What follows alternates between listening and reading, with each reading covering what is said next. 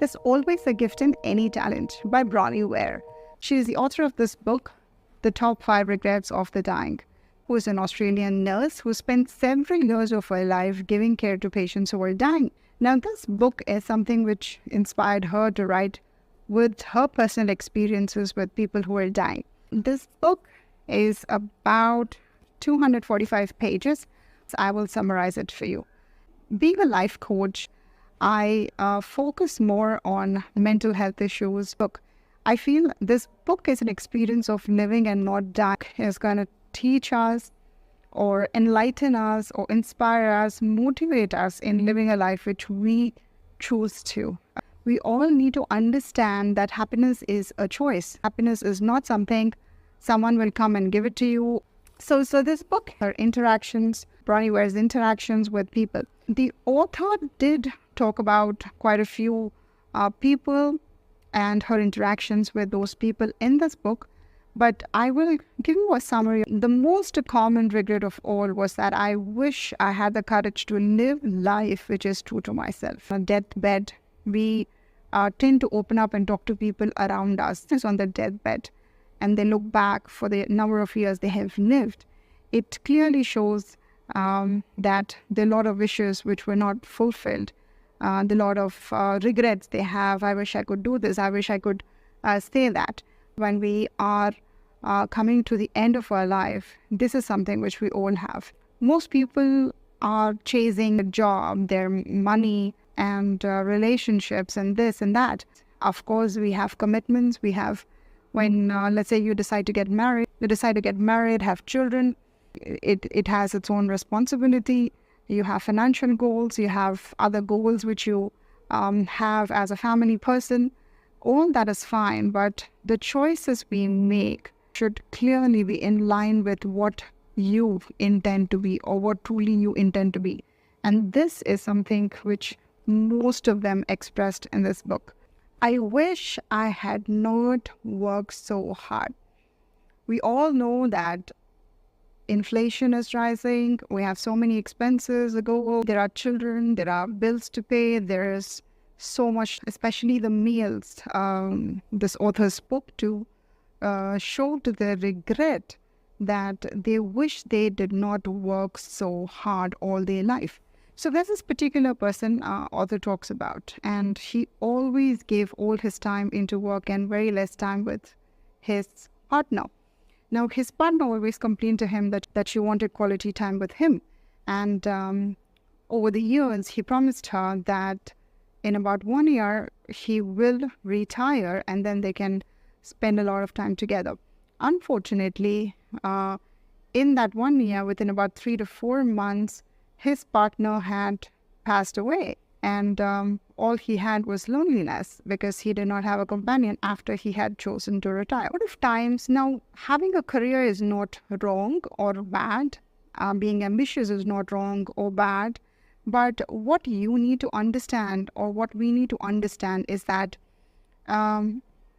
choose a career, choose a job, or choose work which does not ask for a complete compromise of your personal life. It's a career which does not warrant you to sacrifice your personal time, which means you need to make a choice to get a job where you have a fine balance between work and personal. I personally know a lot of people, or a lot of my clients who complain that I have all work and no time to play, no time to spend with the family. Any day you can make the choice to give less priority to work and more priority to your loved ones. But that's the choice you make. So don't blame your work, don't blame this and that. Because if you really think that your work is a barrier between your loved ones and you, then it's time that you reevaluate your goals. And probably you should look for a job which is more flexible and you can have more work-life balance. Again, it's a choice. You don't have to be in a job which is taking away all your time and then complain that, it's because of the job I'm not able to spend time with my loved ones. I personally also know a lot of people who settle for a little less money, settle for a little less benefits, but that's because they get to spend a lot of time with their loved ones. If we are growing old, we tend to shift towards peace, towards happiness, and less towards our career, ambition, and money. So today, if you are in a job or if you are working back to back, I'd want you to take some time out, take a pause. If you have leaves, apply for those leaves. Make use of them, and go and spend time with loved ones and spend quality time. When I spoke about this, I extensively talk about this in my videos, is spending quality time is not that you're on a vacation and you are on your phone. No, spending quality time is keeping your phone and then giving your full attention to your loved ones. Third regret is I wish I had the courage to express my feelings. Now, this is something which I think we all do feel time to time because we are worried about the society, we worry about our family, we worried about our parents, we worried about our guardian, we worried about our siblings, our community. What is that they will think of me? And we suppress our feelings. What happens is that when we do this, we settle for a more mediocre life. A person who likes writing, if they settle for a corporate job, then this person is never going to be aware of what a good writer he or she can be. Have courage to express your feelings. Now, most of the times, we may or may not convince people. We may hurt people. We may not hurt people. We may hurt some people. We may make some people happy. But outcome of your feelings is not something you should really give 100% attention to. But try to have the courage to express your feelings. Now, fourth regret is I wish I stayed in touch with my friends. Friends. Today, if you see 10 years back, the number of friends you had back then would definitely be more than what you have today. Also, one of the factors is that you become very clear with who you are and what you want. And in this process, which is your personal growth, you may let go of some people, and that's fine, especially if they are toxic people, toxic friendships. However, if there is a relationship which you really care for, and you are not talking to that person for months and years, and you still think that, oh, I have a very good relationship with that person, no, that's not going to happen, because communication is the foundation of any relationship. If you're not communicating, if you're not talking to each other, then there's no relationship. At times, especially when you're over 30s, between the 30s and 40s, it's the time when you're very serious about your job, your work, your colleagues or your business. There's a lot of time which you're dedicating for your goals. Even then, probably have a schedule to, if you do not have time to call your friends and talk to them for hours, not required. What you can do is just send them a text. Hey, how are you? I do that to my friends. I have friends for over decades, and when I can't really speak to them, I leave them text messages.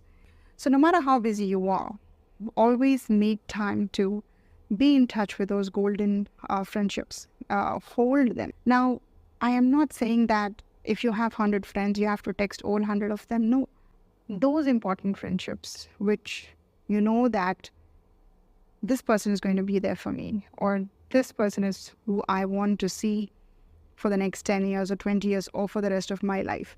Those golden friendships, which no matter what, you will never break those friendships. No matter what, you will never let go of those people. And these are the treasures of life, because friends bring a lot of energy. Let's say you're married and you have children. You don't get to see your friends very often because there are other priorities you're attending to. But what is also important is make some time out on your calendar, and probably once a month, I'm going to meet a friend of mine or call a friend of mine during a weekend, during my off time, and speak to them and see what it brings to you. It brings so much of joy when you talk about your olden days or olden times or the good times or the merry times you've had with these friends. So never forget to hear your friends. Never think that it's okay if I don't nudge my friends or say hi, hello, or what's happening in their life or family. I wish I let myself be happier.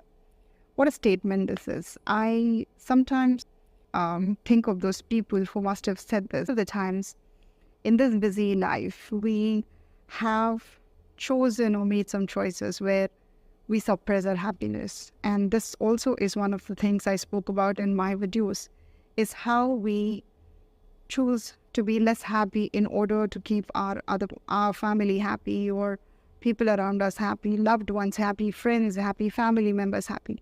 And that's fine. But as long as you have a healthy balance, it's not that in 10 times you're choosing your happiness just one time and you're letting others happy 9 times. That's not a fine balance. Compromises, some compromises are healthy, but don't make your life so toxic that you're forever saying yes to people. Just that you suppress your happiness, and end of the day you realize that you should not look back and say, I wish I could be happy. If doing a certain task or doing a certain thing, you don't have to go to your deathbed and then think about all these things and regret. So don't regret. Now is your time. This video is the time. And this is one of the reasons why I chose this book, Takeaways, to really talk about. Don't wait for your life to be over. Don't wait for you to get 50s. Yesterday I read about someone who was 34 years and got a brain stroke, and they had a 2-year-old child.